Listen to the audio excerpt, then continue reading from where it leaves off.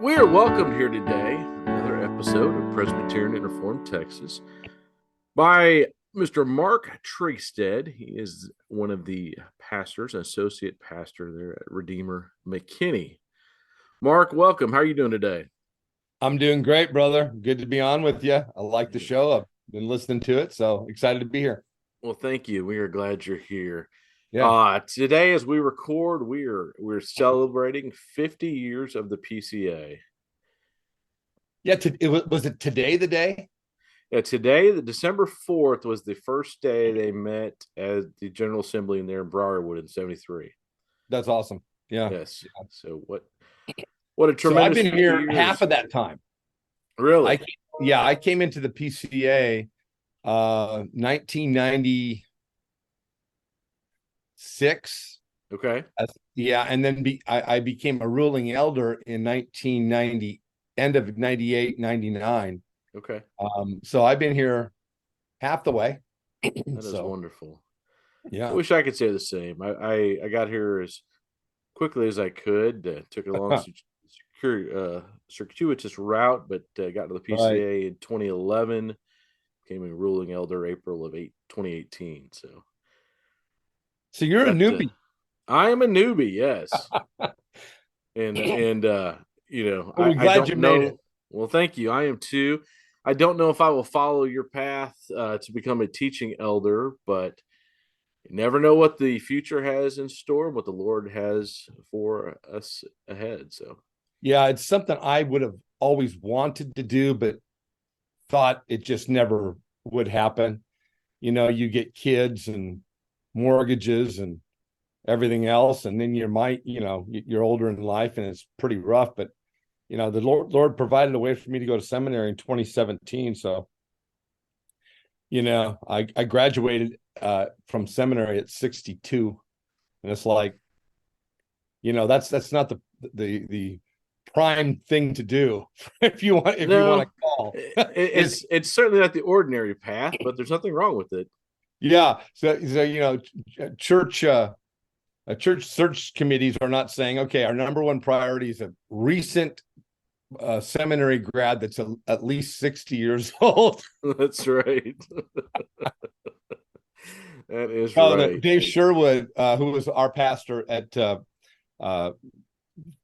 Christ Presbyterian Flower Mound when we first came into the PCA, he came in and preached my ordination service and reminded everybody that he was winding down, looking to retire quickly, and now I'm being ordained, and that I was older than him. So wow. But it's all in the Lord's timing. I'm loving what I'm doing. It's exciting. I got my own little niche of what we're doing there at Redeemer, and it's just everything's great. Right. Well, that's great. And I for our listeners, we are certainly going to have you back again and probably many more times, but tell us a little bit about Redeemer McKinney, if you would. I know you were recently on Presbycast, so if anyone heard that episode, they probably got a good taste of what Redeemer is like, but tell us just a little bit about it. Well, I would describe Redeemer McKinney as an ordinary church in any way you can possibly explain it. There is nothing fancy. There's nothing unique about us. We are an ordinary means of grace, elder rule. And, we just believe in the ordinary means of grace and love the Lord Jesus and love worshiping him in spirit and in truth and singing loud. And that's about it. We, there's nothing special about us, but the Lord is really blessed, and it's a great church. But there's nothing ordinary. We're just an ordinary church. That's the way I explain it. That's a great description. Yeah. And you do have some wonderful people there. So. Yeah, we do. And the Lord just keeps bringing them in despite leadership, but we won't turn them away. Right. Although we'll say, if you're coming and there's a PCA church between us and you need to probably look at that one first. So Yeah, You know, that's well we've been said. we've been known to push people out that way, which Right. we think is right. You know, if at all Yeah. possible, and you live closer to another PCA church, you know, we would recommend people to go, you know, the one that's closest to you. Yep. No, well said. Yeah. Well said. It in a city or metropolitan area the size of Dallas Fort Worth, we are blessed with a number of PCA churches. Yeah. And it's easy to, even for reform folks, to adopt a church shopping model to try to Yeah. find the one that fits them best versus the one that makes the most sense, that they can devote the most time and pour into the lives of people around them. Right. And when you look at the reason why most, I would say, reform people would leave a church, um, it's probably just a matter of time until they're going to get tired of something that you do and leave you. Right. So, you know, yeah, it's certainly the American way of independence is not the best way to shop for and join a church. And you know, as you guys do, we look at it as a marriage, and you know, you don't leave your wife over, you know, a couple of things that she says, or maybe even some things that she believes different than you. So anyway, Amen to that. yeah, Amen to that. It would be we would be very wise to treat our relationship with the church as we would hope to treat our relationships with our spouses. You're right. I yeah. mean, Amen. no one, no one in the church, wants an easy out in a no fault divorce situation, but yet Right, we treat the church like it's no fault and just move right, on at the drop of a right, hat. right. But anyway, that's Redeemer. We're just in the south side of McKinney. We've run about 500, and you know, like you talked about earlier, we do look at ourselves as a church planting church. That's our goal, is to plant other churches, and we've Mhm. been able to do 3 of them so far, and hoping to do another one in the next couple of years. But there's nothing special. But you know, we just love to worship and sing the songs of the Lord. That's beautiful. That is beautiful. Well, one of the things that I wanted to do with you today, Mark, was talk about a recent dust up on Twitter. And What? In the th- PCA? I No, know, I know. no. We just celebrated, the 50th General Assembly. We came out of there all singing Kumbaya, thinking Yeah, things are great. The controversies are behind us. yeah, And lo and behold, the night of the 29th, I guess it was afternoon of the 29th, but Mr. Spreadsheet himself, Scott yeah, Edberg, yeah, shared a tweet on or whatever we're calling it these days, on the platform formerly known as Twitter, um, linking to an overture that would call for the making some slight changes to the what was it here? It is chapter. Where are we in this here? It is chapter 53 of our directory of public worship. And for those that aren't aware, the PCA does not have a formal directory of public worship. We have what is a guideline towards one in our book of church order, but only 3 chapters related to the sacraments and 1 line regarding marriage actually have constitutional authority at this time. yeah. And I believe we are the only denomination in NAPARC that is this loose with our worship. Yeah. I think you're right. Yeah. What I mean, so without getting into the weeds on this particular overture right now, I mean, there was so much pushback that came that that day, just talking about how could we even think about having a more structured, rigorous form of worship that we would all subscribe Yeah, to and yeah, confess. talk to a little bit about worship with us. I mean, what are the two dominant views of worship in the church? Well, the dominant views are the regulative principle and the normative principle of worship. The regular principle of worship being basically a Presbyterian doctrine, starting back with in our Presbyterian roots with Calvin and Knox and so forth, is basically that we are bound only to be able to worship in a way specifically prescribed by the Lord and the Word of God. And the normative principle would say that we can do anything that we would like unless it's forbidden by the scriptures. So both would say that they're scripturally focused, but one would say that we're bound to worship as God would have us to within bounds and within what we would call reasonable logic. And then the other one is that we're free to do anything unless it's forbidden. Those are the two. And it's really not controversial, I don't think, that Presbyterians from the inception have been followers of the regular principle. So Mm-hmm. I don't think that it's even a debate about it. Yeah, I would think it's not either, but then you see some of this pushback, Yeah.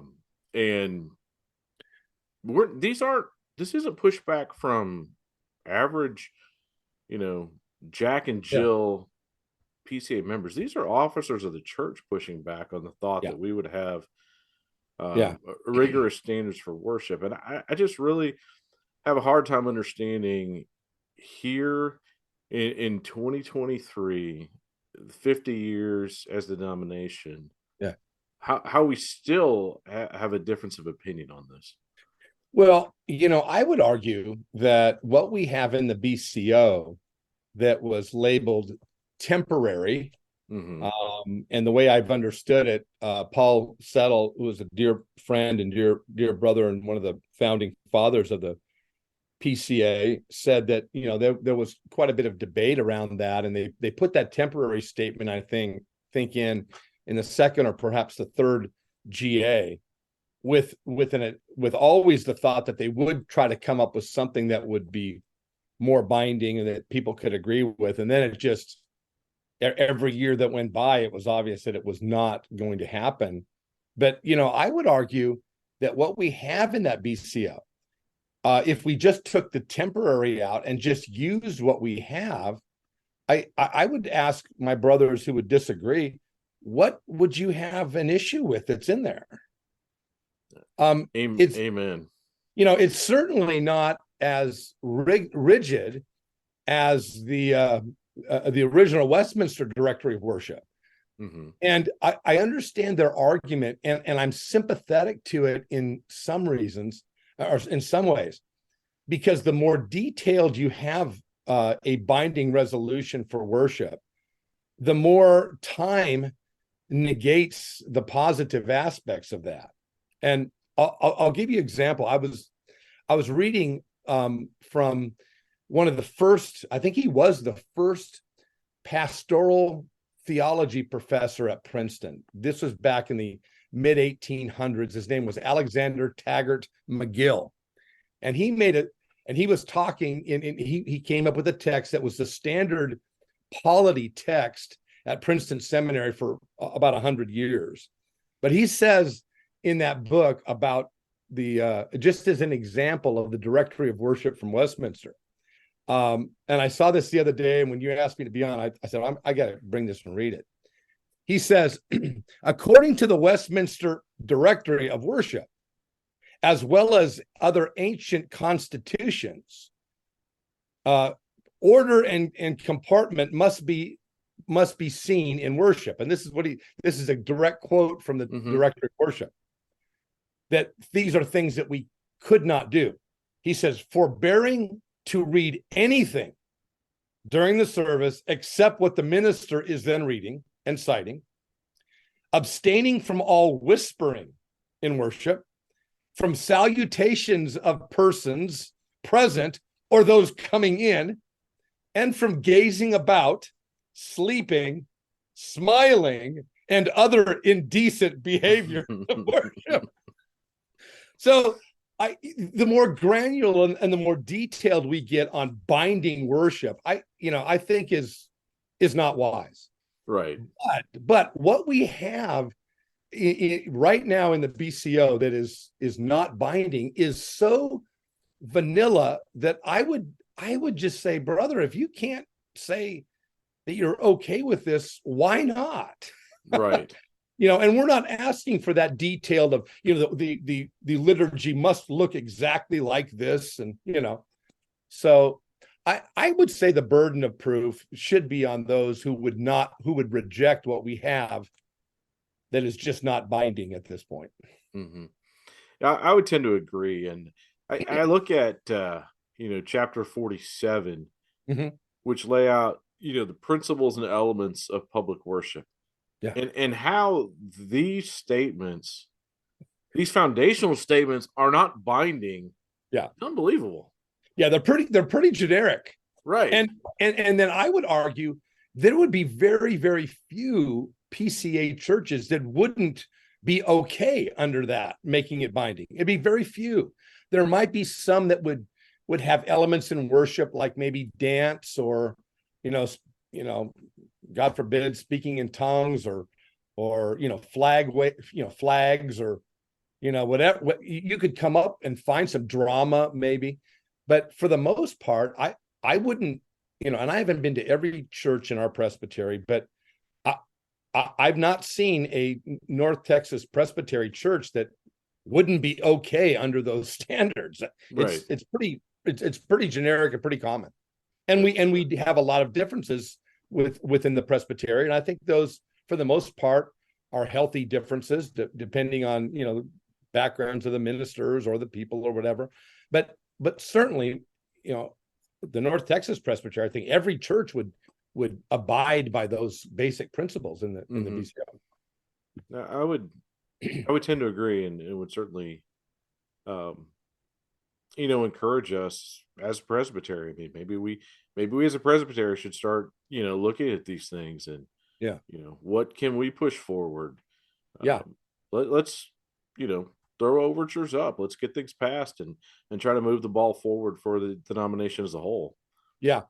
And that doesn't mean that that anything that we would want to come up with, that we're going to take a certain liturgy or a certain, and say this is going to be binding.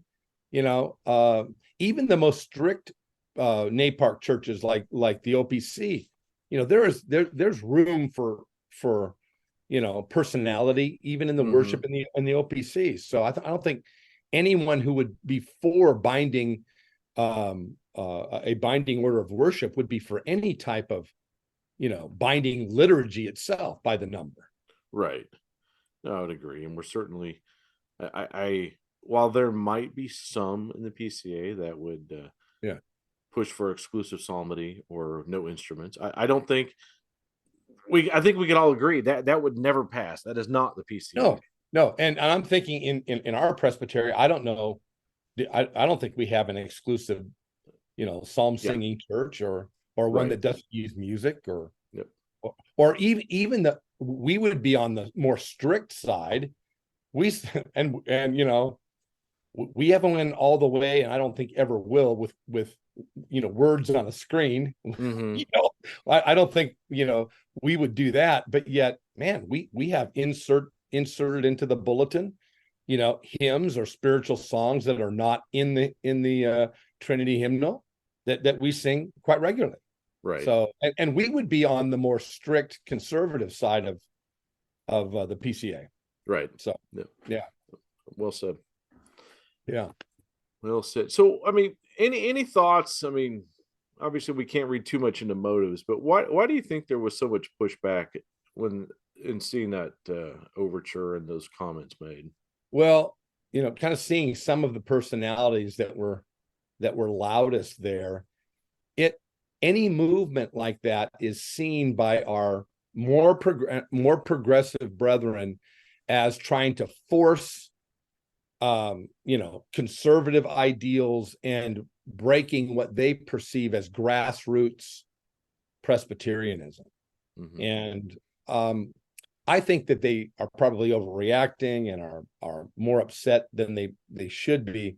But it's like, yeah, and I'm speaking for them, so I don't have the right to do that. But I think it would be their thought is, here they go again, trying to, we're happy in our world, and they're trying to force it, and that's certainly not the case. Yeah, I've got another that relates to this, another reading for you. This is from Charles Hodge's nephew.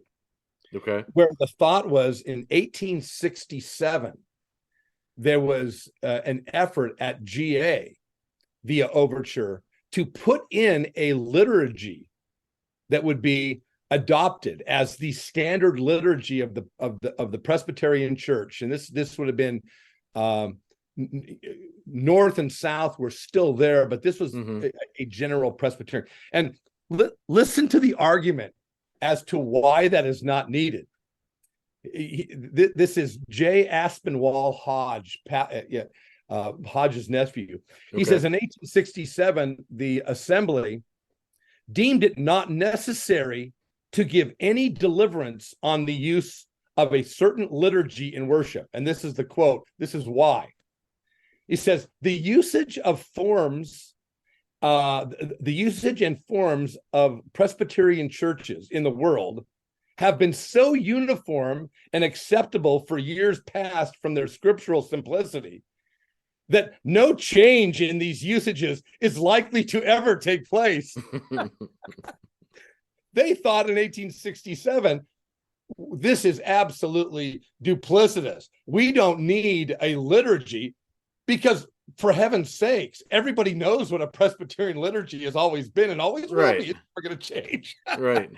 And here we are arguing about, dance and drama and things like that. Right. I got a kick out of that. Oh. Yeah, it's like I said, I'm certainly much newer in the PCA than you are. But I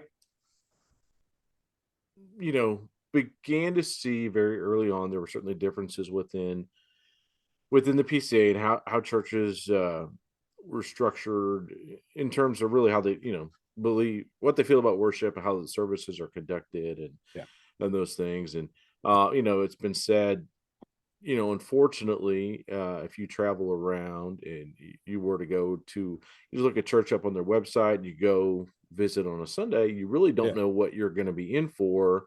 Right. Because, there is no guarantee of any semblance of homogeneity other than proclamation of the gospel, which, thankfully we as a denomination are very committed to the trustworthiness of scripture and that we're going to preach the gospel. But beyond that, our worship services may look very different. There may be something and even positive about the that. Sacraments or the practice of sacraments may look different with intinction or other, other ways. Right. So that's, I think, the strongest argument that for the most part now, a PCA church is not necessarily a PCA church as far as public worship is concerned. You can have a totally different feel, no matter where you go. And the thought is that putting some more tighter parameters around that would fix that. I'm just not convinced that it would. So, I would be in favor of a debate on this, but I'm afraid that it's not going to be productive, that whatever we come up with would end up being so generic that people could keep doing what they're doing. Right. And say, well, I fall into those bounds. And so, for me, I think the way that I don't speak for all of the elders at Redeemer, but I would think they would probably agree with me that rather than fight at this at a denominational level, we would rather just, do what we do and encourage other people in a positive way to, if you want to take a look at what we do, here's our order of worship. And, certainly our order of worship has changed over the years and is probably going to change again. But instead of and trust me, if it gets to a battle, I'll I love Machen, I'll battle, but I just don't think it's gonna either way we go is gonna give us any better results. I would rather just encourage people to, this is what we do, and we love it, and what you do is up to you, and if we can influence you in any way, and that's great. But I I don't think that we're ever going to get a chance to debate it. If we do, I'll be happy to debate it. But I don't know. I'm very skeptical that anything, if one tweet can cause people to say you just need to leave the PCA, I'm like, right. really? What are we doing? Right. Yes. And as you know, that's what people were saying. Right. And that one tweet again, this what's now Overture 3 Right. to the 51st General Assembly would call to make chapter 53 of the Directory of Public Worship constitutional. Yep. And it would give, what it does is change the wording throughout several paragraphs to say that the preaching and the service itself, as you go through that chapter, it's a minister or adding or a qualified man. Yes. And in one case eliminating a nebulous person to qualified man. Again, I don't see how this at all should be controversial. This is what we believe and confess elsewhere in the BCO. Why shouldn't the specificity in this chapter be constitutional? I totally agree with you. I'm in violent agreement. But again, that I know of some really good PCA churches that would be okay with things like having children read the scriptures, or women or whatever. The idea that we would try to put something in play that would not allow them to do that is just too much to even think about. But I guess my argument would be the confession says those that are, that are able to read the scriptures. And I would say, well, okay, then who wouldn't be, able to? Right. And if it's not an ordained man or whatever, then where do you go? At our church, it's only ordained. Only the ordained officers of the church can lead worship. And we have deacons participate in worship at times. We have a section of the worship that is reserved for a ruling elder, and that switches every service to lead and do the confession of sin and the forgiveness of sin, and read the confession, etc. And there's so much good to be said for doing that. I think that the people know who their elders are, and a common saying of one of our elders is, if you use more than 2 sentences, you're teaching. So most of our guys kind of keep it light, right? But they'll bring really good things in, and some of our elders will go a little longer than others in explaining things or whatever. But man, their personalities come out, their love of the Lord comes out, their love of worship and the encouragement of people, and I think it's a big help, at least to our church, having the ruling elders every service playing a part in the worship service. It's would I make that binding on everybody? I don't know. I guess if I had the power to, I would, but I don't think it's going to go anywhere. I could be wrong. Sure. Yeah. It is it is very interesting to see the interplay between the church and in culture. Uh, these eagle Egalitarian. egalitarian, Right. excuse me, waves that have been, at play for over 100 years now. Still really very much at play within conservative confessional churches. That Yeah. these aren't settled matters, that we're, still struggling to try to um, stand on solid biblical foundations, yet at the same time recognizing the role of women in the church, and Yeah. and really clearly defining what's what. Yeah. And we had a study report a few years ago, I guess 4 or 5 years ago now. Not sure a whole lot of really has changed since then. Mhm. Maybe add to confusion in some ways since then. Yeah. Yeah, I thought that was a decent study. Yeah, it's we definitely have a right and a left side of the presbytery without question. I've had Hmm. people argue with me that we really don't. I think we do. Um, but I'm glad that for the most part that we're still together, and I think the last GA really showed, at least to me. I think back at 2019 when the last time it was in Dallas, and it was a low point for me as an elder in the church. I was really scared of the direction that we were going, and Right. then I came away from last summer just the opposite, just very very encouraged. At even the argumentation that we had was not divisive, and it was we were the amendments that were passed were by large margins, and there seemed to be a lot of unity.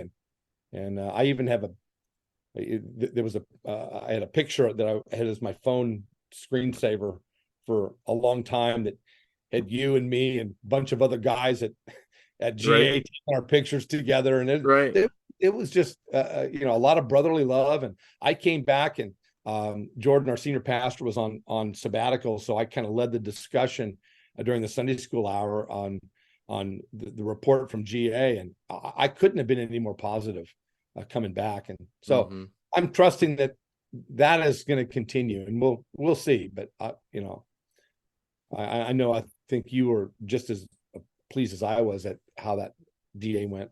Definitely, definitely, and I share your optimism for the future, and pray that what we saw last week really Yeah, is an aberration in where we are as the denomination and where we're headed. I think, I hope so. But if that gets to the floor, you know I'm voting on it. right. Yeah, I don't think it's going to be any doubt where we are, but Yeah, right. um, and there's probably a lot of things um, that you look across the denomination. I think a lot of people probably say, well, we could easily pick out 60, 70, 80% of the guys where they stand on the stuff even before it comes Yeah, up. yeah, Which then you get into a whole political theory and all the things we see in politics, even how stuff potentially could work. And yeah, uh, I definitely don't want to see the church go that way, where things are trying to um, too much political angling involved in getting things done. But yeah. we all need to be good churchmen. We need to be committed um, to the church, to each other, and we need.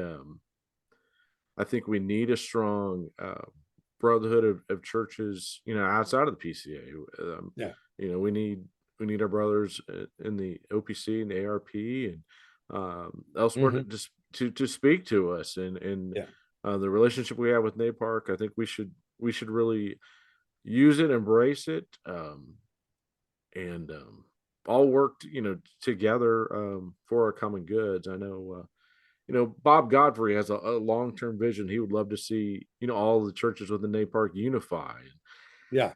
You see things like this and like, man, there's a long way to go before we could ever get there. But I think Right. that's a lofty goal for us. I mean, we I do should too. be, I agree. how can we more unify? And maybe there's areas we have our unique differences still, but how can we more closely resemble what we will be in glory here on earth? Well, I always thought it, just go to a Ligonier conference and then that's what you're going to see. And in some ways, I'm sad that RC couldn't have made it just 5 or 6, 7 more years, Right. because I think he would have been a real stabilizing factor in some of the things that we had in the PCA over the last number of years. But looking at the backside of all of that, it worked out. I think, and I don't think anybody, there's no churches or even ministers I know of that would take a strong side B position on that whole revoice question. Mm-hmm. There may be, I don't know who they are, but boy, that seemed to be a fracture right down the middle. But I it took us 5 years. It took us a lot of us writing papers or arguing or whatever, but we came up, I think, with a good solution in the end, and we're more Right. unified for it. So I appreciate that about the PCA, having been part of now for all of these years, all of the major debates, like, what do we do with good faith subscription? What do Mm-hmm. we do with the insider movement as far as missions? What do we do with the whole women in ministry question? And, I mean, the creation issues, divorce, remarriage. We've had some big ones over the years. And for the most part, we've gotten through those, and so yeah, it was painful while we went through it, this last Right. one, but we made it. I think I I'm think we did. praying. I agree. Yeah, Yeah. And I think we're better for it. yeah, and I love the PCA. I love being a PCA elder for all these years. I love being a PCA minister, and by God's grace, I'll die one. And hopefully that's a little later than sooner. Right. Yeah. You're just getting started. You have a long ways to go, Mark. Well, I hope so, but I'm on Medicare. I'm on the government teat now, so, so you never know how much time longer I Right. have. Yeah. Depending on how much medicine tends to follow Canada or Europe, and they have different ideas on Yeah, how to spend government money for healthcare. That should yeah, might change things. You're right. yeah. But well, wonderful. Well, I really appreciate you coming on here today to talk to us.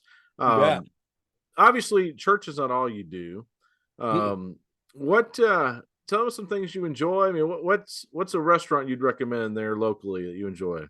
Well, I'll tell you what. I'll give a shout out to. I've made a friend over the years. If you head down from McKinney on 121, take a left on Preston, and there's a little Thai restaurant called Best Thai. Okay, It's cheap. My buddy runs it, owns it, and it's my favorite restaurant. I go there whenever I can. My wife likes it a lot, but she's tired of it. But it's right around the corner from you guys at Trinity. okay. And, So it's in and it's, Plano off Preston. Best Thai. yeah, yeah, All yeah, right, we'll put a link to that in the show notes for anyone here. yeah. It's called Best Thai, and Okay. it's wonderful. The owner in there, his name is Chris. You can tell him I said hi. Whenever we come in, my wife and I have the same table we go to, but you can get a lunch for less than $10, I think there. That would That's be, yeah, it's almost unheard of. And you can get an order of deep fried shrimp rolls that are a killer. And then they call it tom kha soup, which is a coconut based soup Okay. for about $10. It's the best lunch that you can get in There you DFW. go. Yeah. Yeah, We'll have to check that out. Thank you. yeah, yeah. Yeah. I see your Cowboys sign up there. You a big Cowboys fan? Oh, my whole life. Yeah. So my father was a high school football coach for years, and I started following the Cowboys in about 66 as a little kid because one of the guys that played for my dad, this dates me, and went to University of Oregon. My dad coached for years in Portland, Oregon at Grant High School.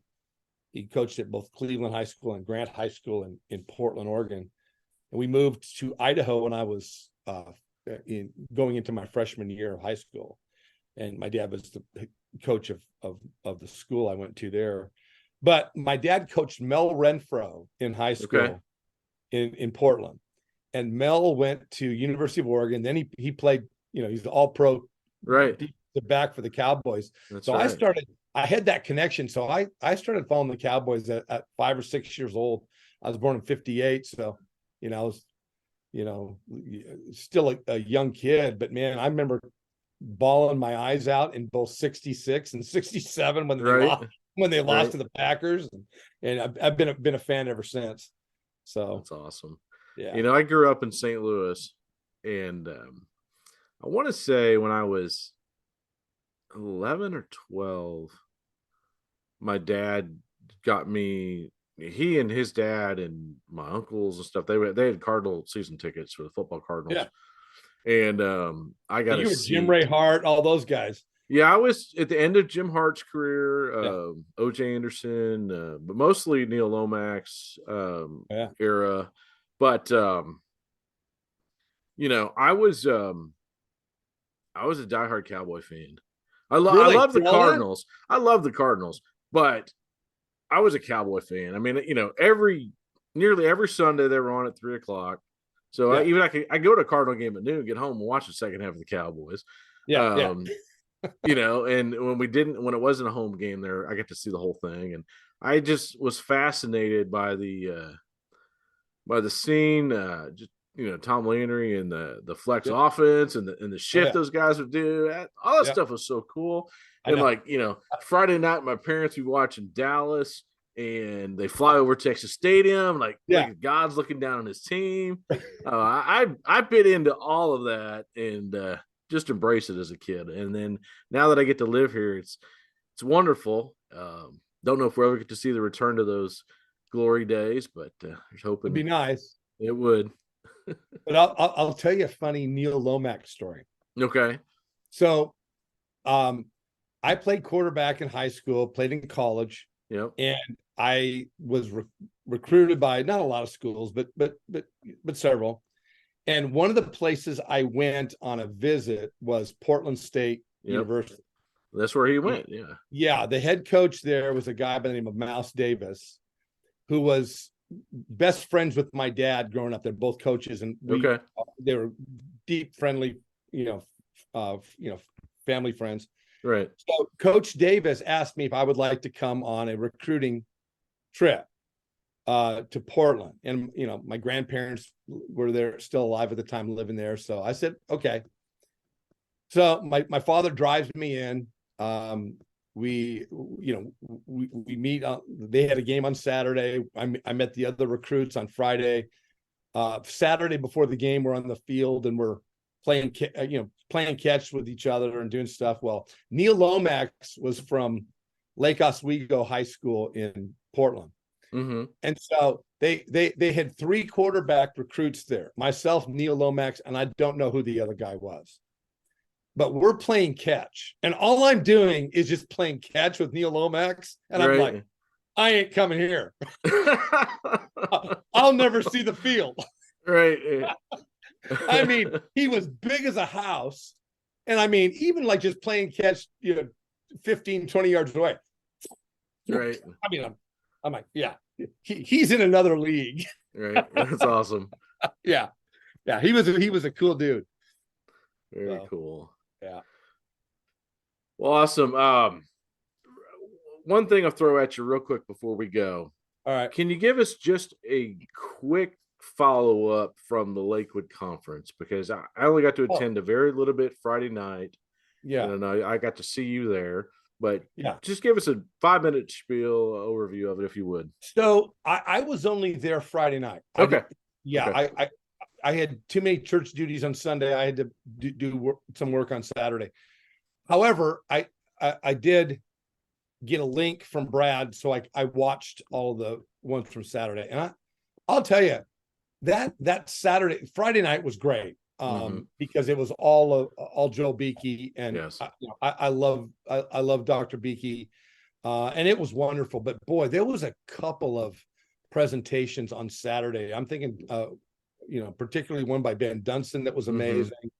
Joy Pipa was amazing, and it was a phenomenal conference. And my hats off to Brad pulling that off, his first year in ministry, and he's a joint friend of ours that we love Yep. so much, and it was wonderful. That's all I can say. Yeah. And then and to see that church, which is fairly small, hosting and the meals, and it was fantastic. My hat's off to Lakewood. I'm looking forward for the first time ever.